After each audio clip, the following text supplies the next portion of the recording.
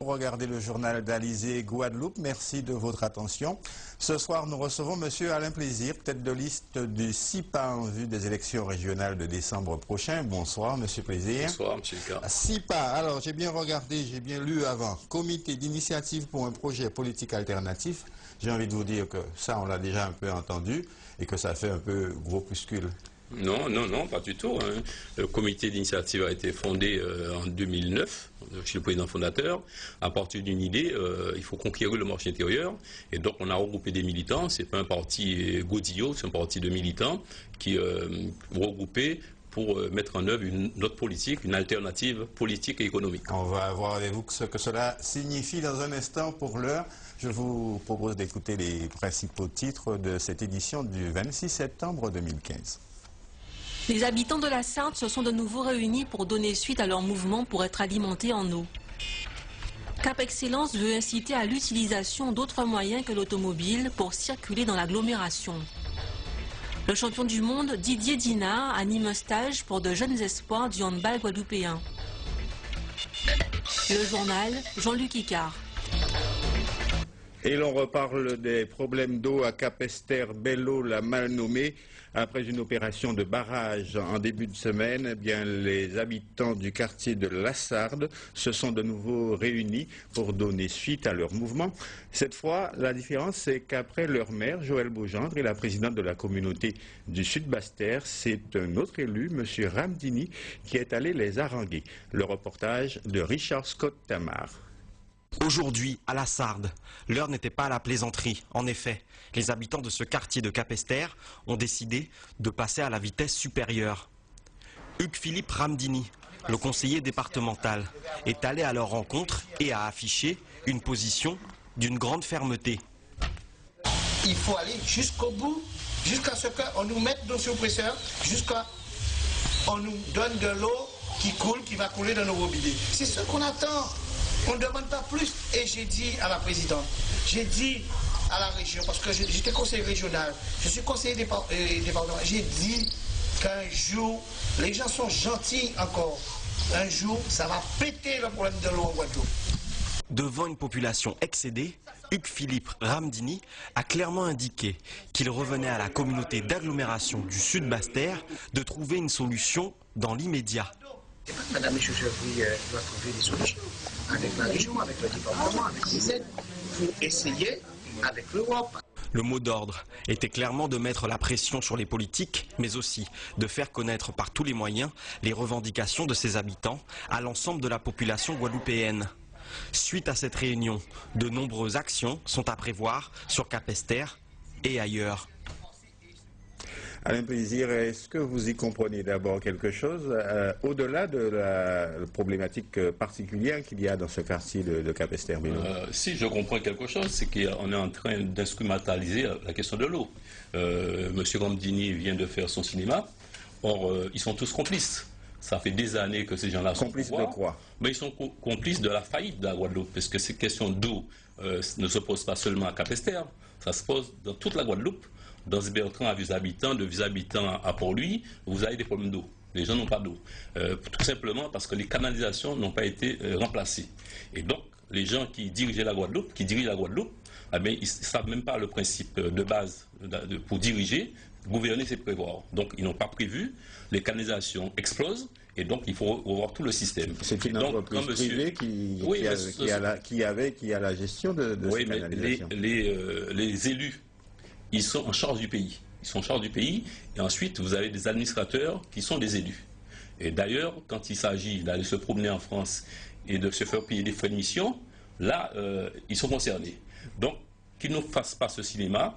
Il y a des élections, tout le monde se décide de parler de la question de l'eau. Alors, on a compris que vous êtes un peu dans l'invective vis-à-vis des politiques, en tout cas de ceux qui ont jusqu'ici eu des responsabilités en Guadeloupe. Mais la proposition, puisque vous parlez d'alternative, en voilà l'occasion. Oui, eh l'alternative, nous avons des idées très précises sur la question de l'eau. Nous n'allons pas dévoiler ici ce que nous proposons. Mais c'est ça de bois aussi. C'est ça de bois, oui, mais la campagne officielle n'a pas démarré. Et on a l'habitude de nous copier, d'aller piller nos idées. Donc on a un certain nombre d'idées. Mais en tout cas, ce qu'il faut faire, c'est considérer que le problème de l'eau, c'est un problème urgent. Vous savez bien qu'il y a des idées quand même. On parle d'une seule autorité, d'une seule entreprise de gestion. Oui, il y a des idées. Est-ce que vous allez dans cette direction-là, vous aussi? Pourquoi pas, hein? On peut avoir cette idée, on peut avoir d'autres. Mais le principal, c'est la question du financement. Comment financer? Quel choix qu'il faut faire? Or, pour l'instant, on nous dit qu'il faut beaucoup d'argent, certains parlent de milliards et l'autre. Il y a un rapport officiel qui parle de 660 millions. Alors, il faut trouver 660 millions, pas en une année, bien sûr, mais il faut mettre en place un plan pluriannuel et décider que l'eau est une priorité parce que les Guadeloupéens souffrent.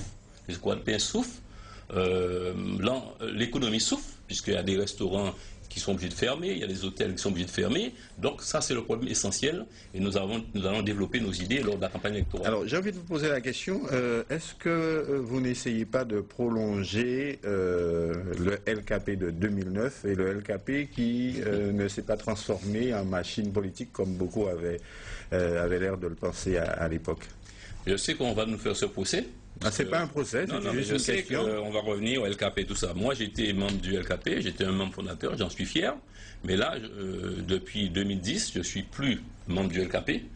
Je suis président de parti politique qui propose une alternative économique et politique. Alors vous parlez de parti politique parce que quand on lit ces comités d'initiative, c'est un parti. Oui, c'est un comité, mais c'est un parti qui est déclaré, qui a un niveau sirène, et nous avons donc créé ce parti-là, mais on l'appelle comité d'initiative, parce que pour nous, c'était ce qu'il fallait mettre en avant, c'est le mot alternative, projet politique alternatif. Alors comité, on aurait pu trouver autre chose, mais le principal, c'est ce qu'il faut retenir, c'est que nous sommes pour un projet politique alternatif. Alors qu'est-ce que ça signifie concrètement? Cela veut dire que le modèle qui a été mis en place par nos élus, ce modèle a échoué. Pourquoi? Parce qu'ils ont fait un mauvais diagnostic. Ils ont dit ce qui empêche la Guadeloupe de se développer, c'est le coût du travail.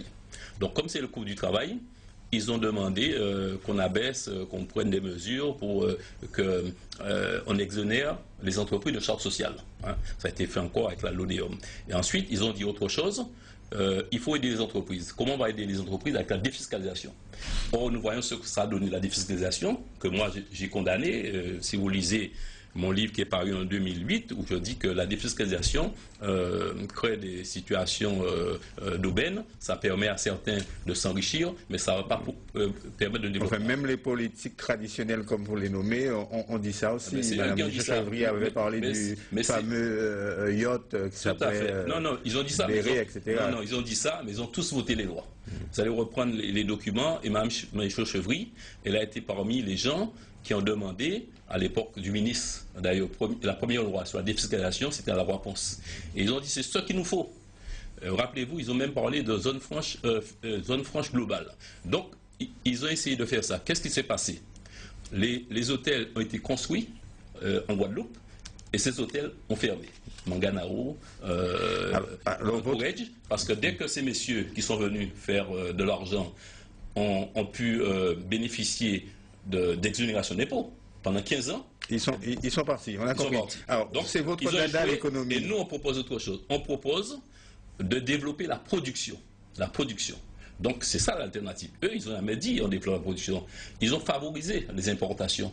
Et le résultat, c'est que nos productions vivrières ont pratiquement disparu, le chômage augmente, les hôtels ferment. Et donc, si nous continuons dans cette voie-là, la situation risque d'être encore plus grave, les jeunes risquent d'être encore plus désespérés et on peut assister à une explosion qui ne sera pas comme en 2009, mais qui sera peut-être une violence de tous ces gens-là qui sont exclus. Vous parlez beaucoup d'économie, M. Pézy, vous avez produit beaucoup en termes de littérature. Vous avez quand même le sentiment, non pas seulement d'être lu, mais d'être entendu, parce que je crois que la campagne se joue sur d'autres ressorts. Écoutez, l'élection régionale, c'est une élection qui est basée sur l'économie. Vous savez très bien que la compétence principale de la région, c'est la compétence plutôt sociale. Donc, on est en plein dans le domaine de prédilection de M. Alain Plaisir. Et vous ne voulez pas vous immiscer dans les batailles, disons, politique traditionnelle. Je n'avais jamais vu me présenter à une élection de maire, ni à une élection de conseiller départemental, parce que je pense que la bataille pour la Guadeloupe se joue là. Je vais vous interroger dans un instant sur le prochain sujet que nous allons voir. Peut-on imaginer pouvoir circuler dans l'agglomération de Pointe-à-Pitre sans sa voiture individuelle? C'est en tout cas l'idée de la communauté d'agglomération Cap Excellence qui aujourd'hui a organisé un village de la mobilité pour inviter à l'utilisation d'autres modes de déplacement. Les précisions de Rajakito. En clôture de la semaine européenne de la mobilité, Cap Excellence a organisé un village ce matin de 9h à 14h au parvis du centre culturel de Saunis. Encadré par la sécurité routière et le syndicat mixte des transports, de nombreux stands préventifs et autres animations ont été installés pour l'occasion. Ce village a vocation essentiellement à montrer des modes de transport alternatifs à la voiture, à l'image du covoiturage, voire des transports en commun. Il faut essayer. Aujourd'hui, on est là pour faire découvrir le vélo et le roller, mais même tous les jours, le transport en commun fonctionne. Donc, on peut se dire qu'un jour, on teste. Le covoiturage, c'est pareil. Je veux aller du Moule à Pointe-à-Pitre, par exemple. J'essaye le covoiturage et je me rends compte si ça me convient. Cette initiative s'adresse à tous. D'autres études également sont en cours, dont tramway dans l'agglomération, mais aussi promenade bleue et verte. Ce projet vise à mettre des parcours, des circuits à vélo, mais aussi en roller, afin de relier les espaces de l'agglomération. Pour que le plus grand nombre puisse avoir accès à ces transports, des actions sont mises en place. Nous allons leur proposer très bientôt des hubs, c'est-à-dire des parcs relais, où ils pourront mettre leur bus à l'extérieur, leur véhicule à l'extérieur, pour pouvoir remonter dans les bus en toute tranquillité. Je pense que les gens seront de plus en plus intéressés parce que, d'une part, parce que l'offre va se structurer et être plus performante. On parlait du transport en commun, on attend un saut qualitatif sur les transports en commun d'ici 2-3 ans. D'après le syndicat mixte et transport, les gens sont réceptifs. Covoiturage, vélo-bus, ils commencent vraiment à s'intéresser à ces autres moyens de transport. Ils sont de plus en plus nombreux à être présents aux réunions mises en place. Un numéro vert est à la disposition des usagers 24 h sur 24, le 0800 390 097. Alors vous avez beaucoup entendu le mot alternatif dans ce sujet. C'est dire que les politiques ne vous ont pas attendu pour y penser. Non, ils ont dit ça après moi. Alors dans ce domaine-là, par exemple, qu'est-ce que vous auriez d'abord comme constat sur la problématique du transport en Guadeloupe et comme éventuelle solution? Bon, là c'est une bonne initiative, parce qu'on parle de moyens un peu, on parle de vélo, donc de roues. Mais simplement, ce que j'ai constaté, c'est qu'il n'y a pas de piste cyclable.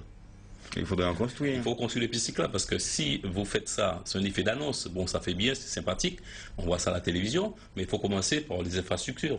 Il faut mettre en place des pistes cyclables pour que les gens puissent se déplacer en toute sécurité. Bon, donc, c'est le rôle de la municipalité. Ça se fait ailleurs, ça se fait dans d'autres pays, mais ici, c'est le tout voiture, comme si on voulait favoriser le lobby d'importation des voitures. Donc il faut ça, il faut exactement ça, mais il faut autre chose. C'est-à-dire ? Nous sommes un archipel, on est entouré de mer, donc on peut aussi se déplacer par la voie maritime. Il faut donc développer le transport maritime. Une dernière question, j'ai envie de dire d'ordre politicien. Oui. Est-ce que pour vous, Lurel, Chalus, Bernier, tout ça, c'est du pareil au même, ou est-ce que vous avez une position vis-à-vis de toutes ces personnalités et de ces représentations politiques qui se présentent au régional? Écoutez, toutes ces personnes que vous avez citées ont exercé et exercent le pouvoir. Ils sont tous au pouvoir. Bon, il y en a qui sont députés. Bon, franchement... Il n'y en a pas un dont vous seriez plus proche par idéologie ou par sympathie personnelle? Non, ils n'ont développé aucune idée nouvelle. Donc, ils sont pour l'immobilisme. Et donc, nous, on est pour le mouvement. Alors, il y en a peut-être qui sont sympathiques, ils sont tous sympathiques d'ailleurs. Mais pour l'instant, nous, on fait notre campagne et on verra bien s'il y a un deuxième tour, si nous ne sommes pas en tête. Pour qui nous allons nous désister. Donc ça veut dire que c'est déjà dans votre esprit, vous allez prendre position en cas de second tour? Je pense, je pense qu'on prendra nos responsabilités. L'élection, c'est au premier tour, il faut choisir. Et au deuxième tour, il faut éliminer. Donc si nous ne sommes pas... il faut éliminer au premier tour et oui, choisir au donc, second. si nous ne sommes pas dans les deux premiers, on sera amené à faire un choix. Mais ça, on va réunir notre parti, on va discuter et on va prendre une décision. Merci Alain Plaisir, merci d'avoir accepté notre invitation et d'être venu sur ce plateau.